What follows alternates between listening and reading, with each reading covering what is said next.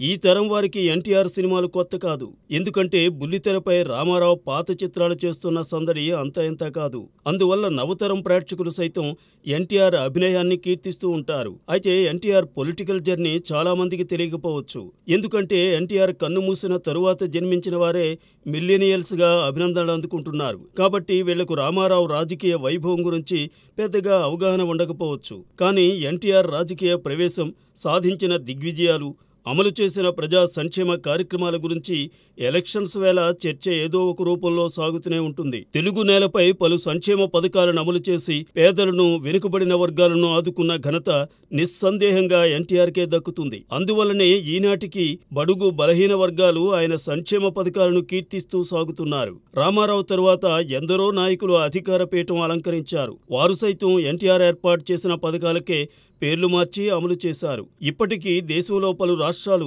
రామారావు పంథాలోనే పయనిస్తూ ప్రజలను ఆకర్షిస్తున్నారు. రాజకీయాల్లో రామారావు పేరు చెప్పగానే బడుగు బలహీన వర్గాలకి చప్పున గుర్తుకు వచ్చేది 1983లో ఆయన ప్రవేశపెట్టిన ₹2 కిలో బియ్యం అన్నదే. ఆ రోజుల్లో ఎన్టీఆర్ ₹2కే కిలో బియ్యం అని ప్రకటించగానే అంతకుముందు ఆంధ్రప్రదేశ్లో అధికారం చెలాయిస్తున్న కాంగ్రెస్ 10 పైసలు తగ్గించి ₹90కే కిలో బియ్యం అంటూ టముకు వేసింది.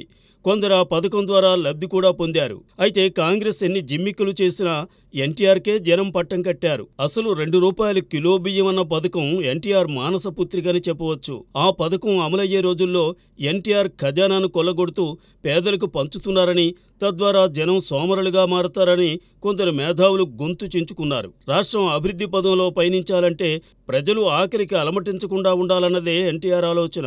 దానిని ఆయన కడదాకా అమలు చేయడాన్ని ఎవరూ మర్చిపోలేరు. ఎన్టీఆర్ హయాంలోనే పేదలకు పక్కా ఇళ్లు కట్టించారు. లేనోళ్లకు కూడు, గుడ్డ, గూడు అన్న కాన్సెప్ట్తో ఎన్టీఆర్ పాలన సాగింది. ఎన్టీఆర్ను ఆదర్శంగా తీసుకుని ఇతర రాష్ట్రాల వారు సైతం అదే పంథాలో పయనించారు. సమాజమే దేవాలయం, పేదవాడే దేవుడంటూ ఎన్టీఆర్ చాటిన బాటలోనే ఇతరులు సైతం పయనించి తమ పబ్బం గడుపుకున్నారు. రాజకీయాల్లో రామారావు పేరు తలుచుకోగానే ఆయన ప్రవేశపెట్టిన సంక్షేమ పథకాల తరువాత గుర్తుకు వచ్చే అంశం తెలుగు గంగ ప్రాజెక్ట్. బ్రిటిష్ వారి కాలంలోనే మద్రాసుకు నీరు తీసుకుపోవడానికి రాయలసీమ మీదుగా నదీ జలాలను తరలించాలన్న ప్రతిపాదన ఉండేది. ఒకప్పుడు మద్రాసు రాజధానిగానే తెలుగు వెలిగింది. మద్రాసులో తెలుగు చిత్రసీమ ఉండగానే ఎన్టీఆర్ నట వైభవము సాగింది. అందువల్ల తనకు తల్లిలా ఆశ్రయమిచ్చిన మద్రాసు రుణం తీర్చుకోవడానికి అన్నట్టు ఎన్టీఆర్ పెండింగ్లో ఉన్న ఆ ప్రాజెక్టును చేపట్టారు. దానికి తనదైన శైలిలో తెలుగు గంగాని నామకరణం చేశారు. తెలుగు గంగ మద్రాసుకు తాగునీరే ఇస్తోంది కానీ రాయలసీమను బీడుగా మారుస్తోందని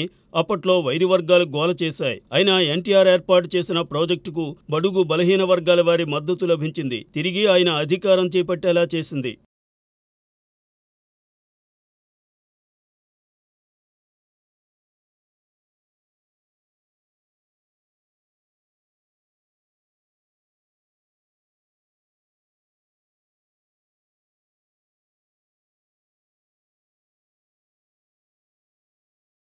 ఎన్టీఆర్ అనగానే తెరపై ఆయన పోషించిన దేవతామూర్తుల పాత్రలు ముందుగా గుర్తుకు వస్తాయి. ఆ తరువాత ఆయన ధరించిన ఇతర పౌరాణిక పాత్రలు, అనితర సాధ్యంగా సాగిన ఆయన అభినవ వైభవము స్ఫురిస్తాయి. తాను తెరపై ఎన్ని పాత్రలు పోషించినా రాజకీయాల్లో కృష్ణుల్లాగా ఉండాలని ఆశిస్తానని ఎన్టీఆర్ చెప్పేవారు. నిజమే, శ్రీకృష్ణ పాత్రను దాదాపు 25 సార్లు తెరపై ఆవిష్కరించి చరిత్ర సృష్టించిన ఘనుడు ఎన్టీఆర్. శ్రీకృష్ణ పాత్ర పోషణలో రామారావు పరిశోధన చేశారని పరిశీలకులనేవారు. రాజకీయాల్లో అడుగుపెట్టి జనాల్లోని సందేహాలను వీడేలా చేసింది ఎన్టీఆర్ సందేశం. అలా ప్రజలకు శ్రీకృష్ణులాగే కనిపించారు రామారావు. ఎన్టీఆర్ పేరులోనే తారక రామారావు అని ఉంది. అందువల్ల ఆయన పాలన సైతం రామరాజ్యం కావాలని అభిమానులు ఆశించారు. అంతేకాదు, తెరపై అనేక సార్లు శ్రీరామ పాత్రలో అలరించారు ఎన్టీఆర్. అందువల్ల ఎన్టీఆర్ పాలనను రామన్న పాలన అంటూ కీర్తించారు జనం. లవకుశ చిత్రంలో పట్టాభిషేకం కాగానే రాముడు జనాన్ని ఉద్దేశించి ప్రసంగించిన తీరులోనే ఎన్టీఆర్ ప్రజాసేవ చేయాలని భావించడం గమనార్హం. రాజు అన్నవాడు ప్రజా శ్రేయస్సు కోసం ఇతరులను యాచించడంలో తప్పులేదని అంటారు. అదే తీరున శ్రీకృష్ణ పరమాత్మ తమ రాజ్యంలోని ప్రజాశ్రేయస్సు కోసం సత్రాజిత్తు సాధించిన శమంతకమణిని ఇవ్వవలసిందిగా అర్థిస్తారు. అయితే ఆ అభ్యర్థనే తరువాత శ్రీకృష్ణుని అపనిందల పాలు చేస్తుంది. అయినా శ్రీకృష్ణుడు తనపై పడ్డ అపనిందను రూపుమాపుకుని విజయభేరి మోగించారు.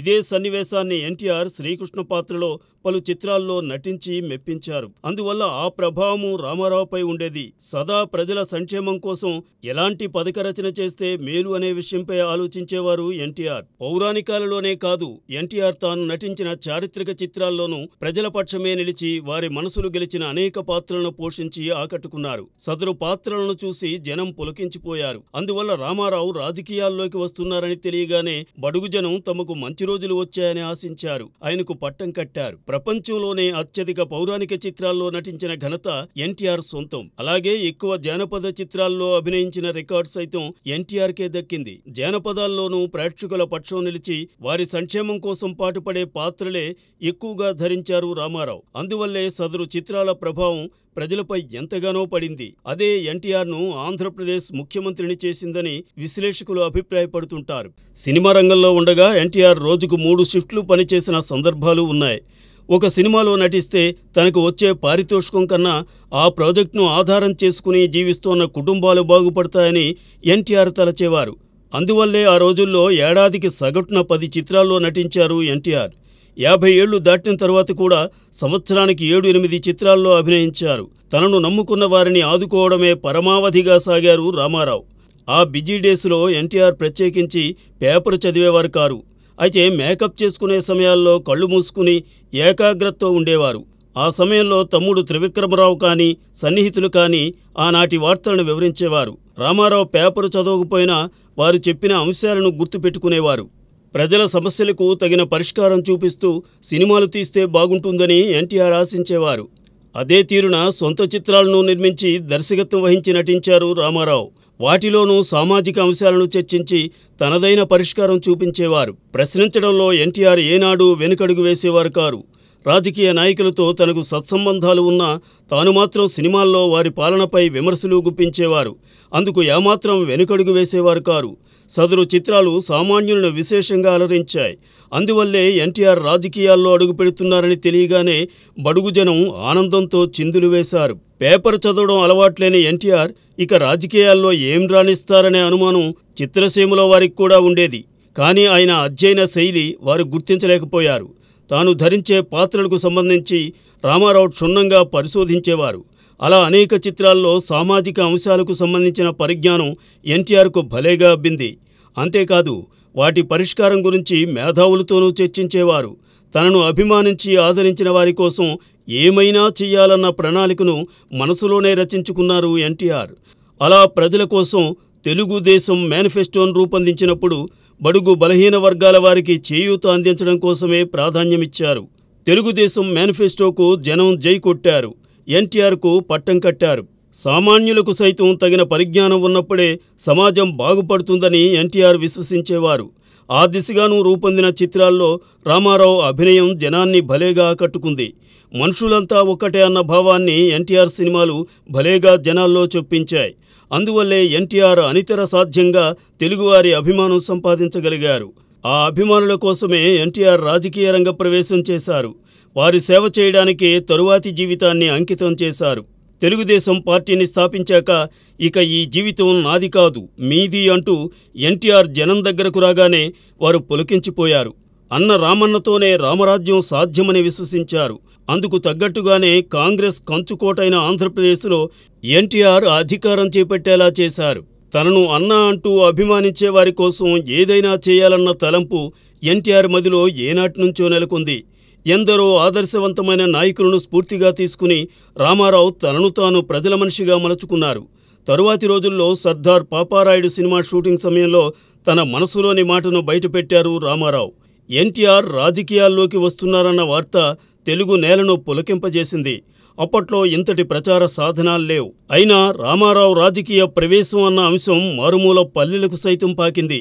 అంటే ఎన్టీఆర్పై జనాల్లో ఎంతటి అభిమానం ఉండేదో ఊహించవచ్చు.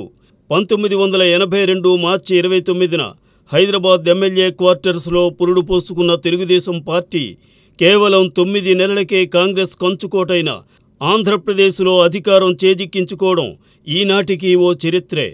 1983 జనవరి 9న తొలిసారి ముఖ్యమంత్రిగా ప్రమాణ స్వీకారం చేశారు రామారావు. ఎన్టీఆర్ హయాంలోనే పలు పార్టీలతో కలిసి సాగడం మొదలైంది. అయితే కూటమి కోసం ఎన్టీఆర్ ఏనాడూ అరులు చాచలేదు. ఆయనతో కలిసి సాగితేనే తమకు మనుగడ ఉంటుందని భావించిన పార్టీలు తెలుగుదేశంతో జట్టుకట్టాయి. అలా 1983 జనవరి 5న జరిగిన ఎన్నికల్లో ఎన్టీఆర్ తెలుగుదేశం పార్టీతో మేనకా గాంధీ పార్టీ సంజయ్ విచార్ మంచ్ తోడైంది. ఆ పార్టీ తెలుగుదేశం బీఫామ్స్తోనే పోటీలోకి దిగింది. ఎన్టీఆర్ 1983 ఎన్నికల్లో మొత్తం 202 సీట్లు సాధించి చరిత్ర సృష్టించారు. ఏ రాజకీయ అనుభవం లేని ఓ కథానాయకుడు రాజకీయ రంగంలో కేవలం 9 మాసాల్లోనే అధికారం చేజిక్కించుకోవడం ఓ రికార్డు కాగా, తొలి ప్రయత్నంలోనే 3/2 వంతులకు పైగా సీట్లు సాధించడం నిస్సందేహంగా అరుదైన అంశమే. ఎన్టీఆర్ తన మేనిఫెస్టోలో పొందుపరిచిన అనేక అంశాలను కేవలం 6 నెలల కాలంలోనే అమలు చేసి అందరినీ ఆశ్చర్యపరిచారు. అంతటితో ఆగకుండా పటేల్ పట్వారీ వ్యవస్థను రద్దు చేసి చరిత్ర సృష్టించారు. ఇక వెనుక ముందు ఆలోచించకుండా భావితరాల కోసం రిటైర్మెంట్ వయస్సును 58 ఏళ్ల నుంచి 55 సంవత్సరాలకే కుదించి పలు విమర్శలకు గురయ్యారు. అలా దూకుడు చూపిన ఎన్టీఆర్కు అభినందన జల్లులతో పాటు విమర్శల వర్షం కూడా ఎదురైంది. 1984 ఆగస్టు 15న ఎన్టీఆర్ను ఆయన సహచరుడు, అప్పటి ఆర్థిక శాఖ మంత్రి నాదెండ్ల భాస్కర్రావు వెన్నుపోటు పొడిచారు. నాటి గవర్నర్ రామ్లాల్ నేతృత్వంలో ఎన్టీఆర్ను ముఖ్యమంత్రి పదవి నుండి బర్తరఫ్ చేశారు. ఎన్టీఆర్కు జరిగిన అన్యాయానికి జనం తీవ్ర ఆగ్రహం వ్యక్తం చేశారు. పోలీసు జులుం చూపించారు. కొందరి ప్రాణాలు పోయాయి. అయినా రామారావును మళ్లీ గద్దెపై నిలపడానికి జనం కంకణం కట్టుకున్నారు. కేవలం నెల రోజుల వ్యవధిలోనే మళ్లీ ఎన్టీఆర్ ముఖ్యమంత్రిగా ప్రమాణం చేశారు. ఓ బర్తరఫ్ అయిన ముఖ్యమంత్రి తిరిగి నెల రోజుల్లో అధికారం దక్కించుకోవడం అన్నది ఇప్పటిదాకా దేశ రాజకీయ చరిత్రలో జరగనేలేదు. ఎన్టీఆర్కు 1984 ఆగస్టులో జరిగిన అన్యాయానికి పలు ప్రతిపక్ష పార్టీలు ఏకమయ్యాయి. అందరూ కలిసి రామారావును మళ్లీ గద్దెపై నిలపడానికి కృషి చేశారు. లెఫ్ట్ను రైట్ను కలిపి ఎన్టీఆర్ కూటమి కట్టారు. 1984 అక్టోబర్లో ఇందిరాగాంధీ హత్యకు గురయ్యారు. దాంతో ఆ ఏడాది డిసెంబర్లో దేశమంతటా లోక్సభ ఎన్నికలు జరిగాయి. దేశవ్యాప్తంగా ఇందిరాగాంధీ సానుభూతి పవనాలతో కాంగ్రెస్ పార్టీ 400కు పైగా లోక్సభ సీట్లు సాధించింది. అయితే ఆంధ్రప్రదేశ్లో తెలుగుదేశం పార్టీ హవా విశేషంగా వీచింది. ఆ పార్టీ 33 సీట్లలో పోటీ చేసింది. 9 సీట్లను మిత్రపక్షాలకు కేటాయించింది. ఆ వేవ్లో తెలుగుదేశం 30 స్థానాలు, మిత్రపక్షాలు 6 స్థానాలు సాధించాయి. అప్పుడు కేంద్రంలో ప్రతిపక్షంగా తెలుగుదేశం పెత్తనం చెలాయించడం దేశ చరిత్రలోనే మరిచిపోలేని ఓ అధ్యాయం. ఎన్టీఆర్ పోరాటంతోనే దేశంలో పార్టీ ఫిరాయింపు బిల్లు వెలుగుచూసింది. అందుకు అప్పటి ప్రధాని రాజీవ్ గాంధీ సైతం సహకరించారు. ఎన్టీఆర్ 1984లోనే తన ప్రభుత్వాన్ని రద్దు చేసి మళ్లీ ఎన్నికలకు పిలుపునిచ్చారు. తత్ఫలితంగా 1985 మార్చిలో జరిగిన ఎన్నికల్లోనూ తెలుగుదేశం పార్టీ 200 పైచిలుకు స్థానాలు సంపాదించింది. ఆ తరువాత దేశంలోని కాంగ్రెస్ అంటే పడని పార్టీలన్నింటినీ ఓ గూటి కింద చేర్చి నేషనల్ ఫ్రంట్ను ఏర్పాటు చేసిన ఘనత సైతం ఎన్టీఆర్దే. 1989 ఎన్నికల్లో తెలుగు నేలపై ఎంపీ, ఎమ్మెల్యే ఎన్నికలు జమిలీగా జరిగాయి. ఆ ఎన్నికల్లో కేంద్రంలో రాజీవ్ను దించాలని ఎన్టీఆర్, రాష్ట్రంలో రామారావును గద్దె దింపాలని రాజీవ్ ఎంతగానో తప్పించారు. వారిద్దరి ప్రయత్నాలు ఫలించాయి. అలా ఇద్దరూ వాటింపాలయ్యారు. తరువాత జరిగిన ఎన్నికల్లోనూ తెలుగుదేశం తన ఉనికిని చాటుకుంటూ సాగింది. 1994 డిసెంబర్లో జరిగిన రాష్ట్ర అసెంబ్లీ ఎన్నికల్లో తెలుగుదేశం పార్టీ ఏకంగా 220 పైచిలుకు సీట్లు సాధించి చరిత్ర సృష్టించింది. అప్పట్లో కాంగ్రెస్కు ప్రతిపక్ష హోదా కూడా లేకుండా చేసింది తెలుగుదేశం పార్టీ. అంతేకాదు, సమైఖ్యాంధ్రలో 4 సార్లు ముఖ్యమంత్రిగా ప్రమాణ స్వీకారం చేసిన ఏకైక నాయకుడు ఎన్టీఆర్. తెలుగు అన్నమాట వింటే చాలు ఎన్టీఆర్ మనసు పులకించిపోయేది. రాజీవ్ మరణానంతరం కేంద్రంలో మరోమారు కాంగ్రెస్ పార్టీకి అవకాశం లభించింది.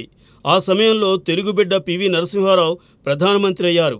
నంద్యాల లోక్సభ స్థానం నుండి పివి పోటీ చేస్తుండగా తెలుగు బిడ్డ ప్రధానమంత్రి అయినందుకు ఎంతగానో సంతోషించిన ఎన్టీఆర్ తన పార్టీ తరపున పోటీలో నిలబెట్టలేదు. ఎన్టీఆర్కు ఇక తిరుగులేదు, భావి భారత ప్రధాని ఆయనే అంటూ మీడియా కోడై కూస్తున్న సమయంలో ఇంటిలోని పోరుతోనే ఆయన ఇంటిదారి పట్టారు. ఆపై 4 నెలలకే ఎన్టీఆర్ తుదిశ్వాస విడిచారు. జనం మదిలో ఈనాటికి చిరిగిపోని ముద్ర వేశారు. తెలుగు నేలపైనే కాదు, ప్రపంచమంతటా భూతద్దం పెట్టి వెతికిన ఎన్టీఆర్ లాంటి కథానాయకుడు ఆయన సాధించిన విజయాలు కానరావు.